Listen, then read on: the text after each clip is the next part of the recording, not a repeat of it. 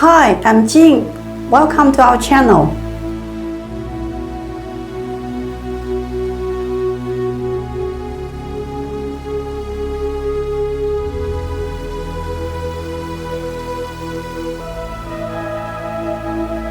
We all want good luck, and we want to avoid bad luck.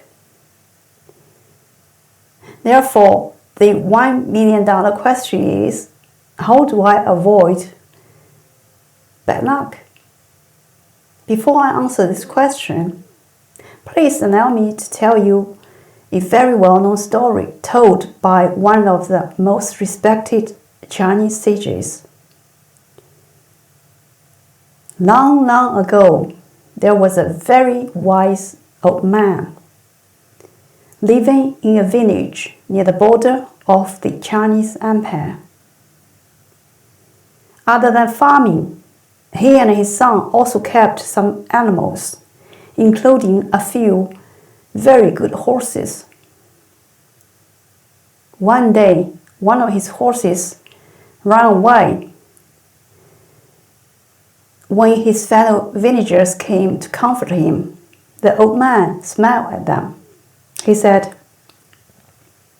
"Losing a horse is not necessarily a bad thing. It may lead to something very good." A few days later, the lost horse came back with a group of other horses. When the villagers came to congratulate him, the old man looked very serious. He said, "This may lead to something very bad." A few months later, his son went hunting riding one of the horses. There was an accident. He fell from his horse and seriously injured his right leg. Although the wound was healed, he was left with a limp. When the villagers came to comfort the old man, he was not upset at all. He looked at his son, then said, "This seemingly disastrous accident may be a blessing in disguise." A year later, China was invaded. All the young men in the village were called into service in the army. Most of them were killed in battles. The remaining were badly injured. The old man's son was spared because of his limp. The moral of this story is simple.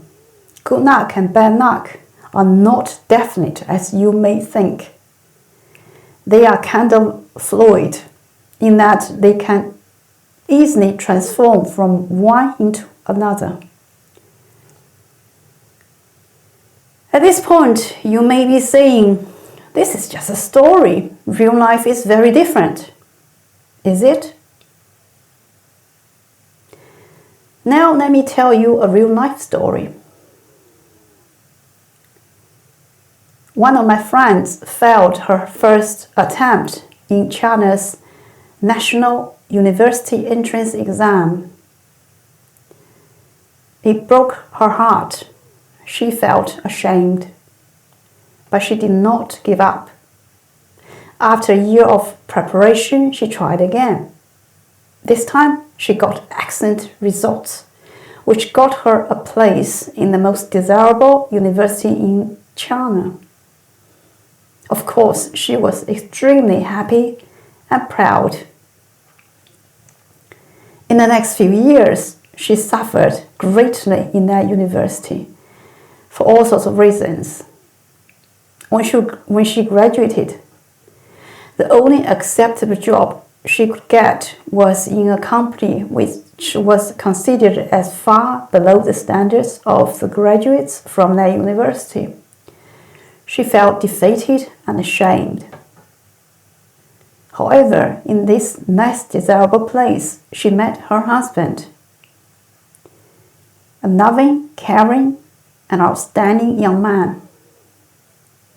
After 3 years of happy marriage, Her husband realized his dream and got placed as a graduate student in one of the most desirable universities in China. Shortly after that, she resigned and went to that city to be with her husband. There, she realized her own dream. At this point, she was extremely happy, and she thought she was the luckiest and happiest person in the whole of China.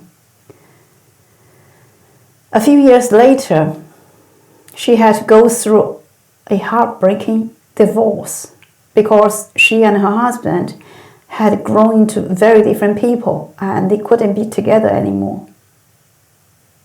This is a modern version of that ancient story I told earlier. It conveys the same message. Good luck and bad luck are not definite because they can transform into one another easily.